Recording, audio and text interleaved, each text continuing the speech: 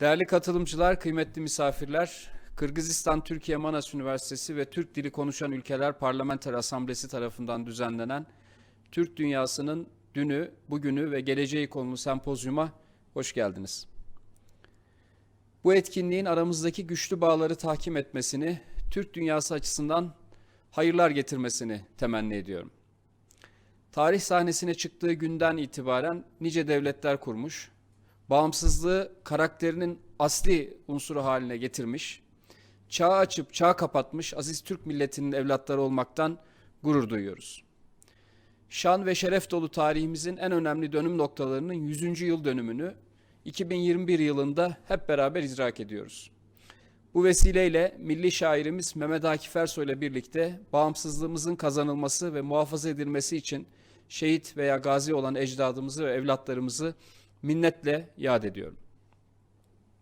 Kıymetli misafirler, Orta Asya'daki soydaşlarımızın bağımsızlıklarının 30. yılını kutlarken Cumhuriyetimiz de 100. yaşına doğru emin adımlarla ilerliyor.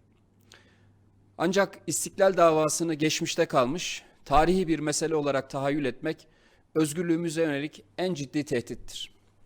Nitekim 1000 yıllık Türk vatanını düşman işgalinden kurtaran Türkiye Büyük Millet Meclisi'nin bir başka işgal girişimi olan 15 Temmuz hain darbe girişimi sırasında bombalanması asla ve asla tesadüf değildir. Sultan Alparslan'ın açtığı Anadolu kapısını Türkiye kapatma gayretinin hala devam ettiğini, mevcudiyetimizin çok büyük tehditlerle karşı karşıya olduğunu görmek, gereken tedbirleri almak zorundayız. Bugün bakıyoruz, benzer tehditler Balkanlardan Uzak Asya'ya kadar Türklerin yaşadığı her yerde farklı kisveler altında ortaya çıkıyor. Bu nedenle bir olacağız, iri olacağız, diri olacağız diyerek her alanda birbirimize destek olmak, iyiyi ve kötüyü kardeşçe paylaşmak durumundayız. Çok değerli dostlar, Türkiye Cumhuriyeti Sayın Cumhurbaşkanımızın liderliğinde söz konusu iç ve dış tehditler noktasında kararlı bir mücadele ortaya koymuştur. Devletimizin kılcal damarlarına kadar sızan, askerlerimizi hedef alan, masumların hayatını karartan Fethullahçı terör örgütüne karşı gerekli adımları atmaya devam ediyoruz. Özellikle 15 Temmuz'dan itibaren bu karanlık yapının inlerine girerek sınırlarımızın içerisindeki imkan ve kabiliyetlerini neredeyse tamamen ortadan kaldırdık.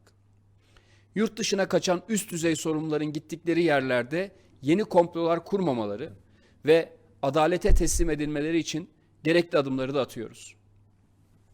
Bu vesileyle özellikle ifade etmeliyim ki FETÖ sadece Türkiye Cumhuriyeti vatandaşları için değil, Orta Asya'daki soydaşlarımız için de çok ama çok büyük bir tehdit, çok büyük bir şer odağıdır.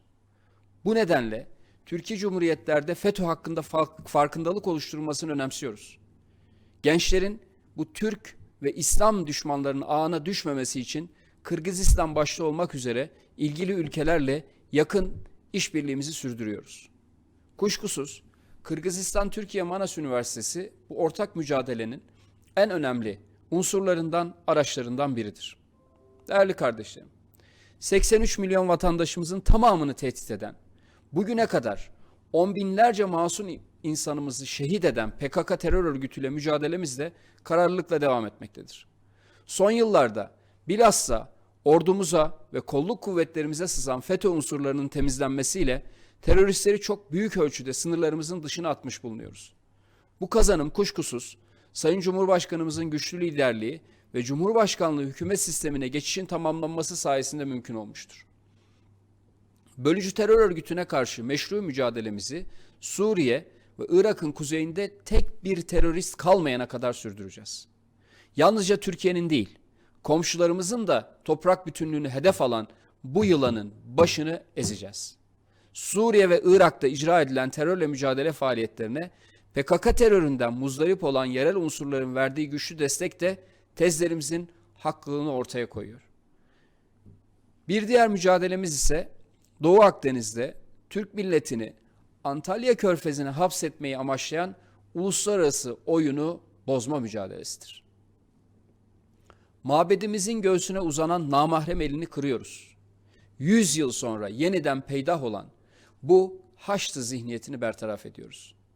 Türkiye'nin kararlı duruşuyla uluslararası hukuka, ve bölgesel istikrara bağlılığı bugün denizden komşumuz olan ülkelerin de bizim pozisyonumuza hamdolsun yaklaşmasını beraberinde getirmiştir.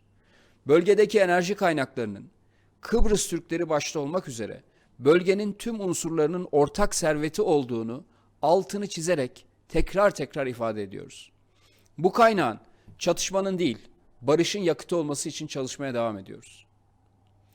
Değerli misafirler, Türkiye'nin tüm bu başarıları yurt dışında üretilen dezenformasyon ve gayrimeşru iddiaları dolaşıma sokan bir muhalefete rağmen elde edilmiştir.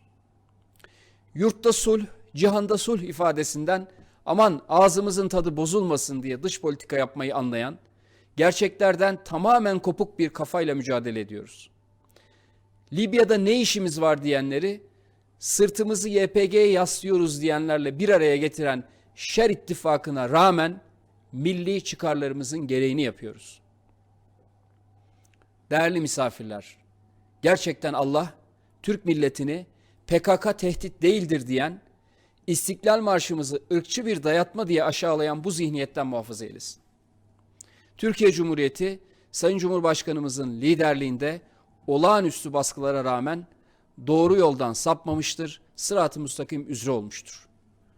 Kuzey Kıbrıs Türk Cumhuriyeti ile her konuda işbirliği yapmaya, Kıbrıs Türklerinin haklı mücadelesini desteklemeye devam edeceğimizi de bu vesileyle burada altını çizerek ifade etmek istiyorum.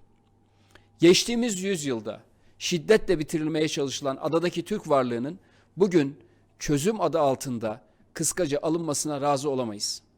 Bu nedenle Kıbrıs'ta kalıcı barış ve istikrar için tek çarenin iki devletli bir yapının tesis edilmesi olduğuna inanıyoruz. Aynı şekilde Türkiye'den yardım isteyen hiçbir ülkenin talebini geri çevirmedik. Bosna'dan Somali'ye kadar birçok bölgede nasıl barışa hizmet ettiysek, Libya'nın meşru hükümetine de aynı sayıklarla, aynı gerekçelerle destek olduk. Nitekim 2019'da imzalanan anlaşmalarla yalnızca Türkiye ve Libya'nın değil, birçok bölge ülkesinin haklarını koruma altına aldık. Darbeci Hafter'in dış destekli saldırısı püskürtülerek darbecilerin insanlık suçları böylelikle ortaya çıkarıldı. Böylece Türkiye bir kez daha adaletin tarafında olduğunu tüm dünyaya kanıtladı. Son olarak her zaman Kafkaslar ve Orta Asya'daki soydaşlarımızın yanında olduğumuzu da ifade etmek istiyorum. Bu konudaki samimiyet ve kararlılığımızın en somut göstergesi Azerbaycan topraklarının Ermeni işgalinden kurtarılmasına verdiğimiz destektir. Bu destekle gurur duyuyoruz. 44 gün boyunca hem sahada hem de enformasyon cephesinde sergilenen ortak mücadele bizim için gerçekten bir gurur vesilesidir. İşbirliğimizi, bu gönül birliğinin sembolü olan Türkiye-Azerbaycan ortak medya platformu bünyesinde kurumsallaştırıp çalışmalarımızı aynı şuurla sürdüreceğiz. Türk dünyasının bir bütün olarak muasır medeniyetler seviyesini aşması için eğitim ve kültür alanında çok daha yakın işbirliği içinde olmalıyız. Bu itibarla Kırgızistan Türkiye Manas Üniversitesi başta olmak üzere dil ve ülkü birliğimizi, kültür birliğiyle taşlandıran tüm kuruluşlarımız çok önemli bir rol üstlenmektedir. Üniversitemiz başta olmak üzere ilgili kurumların desteklenmesi, çalışanlarının el üstünde tutulması, önlerinin açılması hepimizin ortak sorumluluğudur. Açıkçası bu desteğin verilmesi tam bağımsız ve güçlü bir Türk dünyası için bir zorunluluktur. Bu gelecek nesillere de borcumuzdur. Kıymetli katılımcılar, Türkiye'nin diğer Türk devletleriyle ilişkileri Sayın Cumhurbaşkanımızın liderliğinde çok daha ileri seviyelere taşınmıştır. Stratejik işbirliğimizin güçlendirilmesi noktasında yasama organlarımız ve parlamenterlerimiz arasında daha yakın ilişkilerin tesis edilmesini özellikle önemli buluyoruz.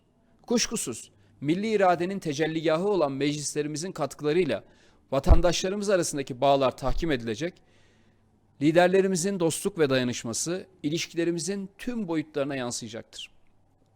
Bu kapsamda TÜRKBA tarafından yapılan çalışmalar tüm milletimiz tarafından takdir edilmekte, dünyaya birlik ve beraberliğimize dair anlamlı bir mesaj vermektedir.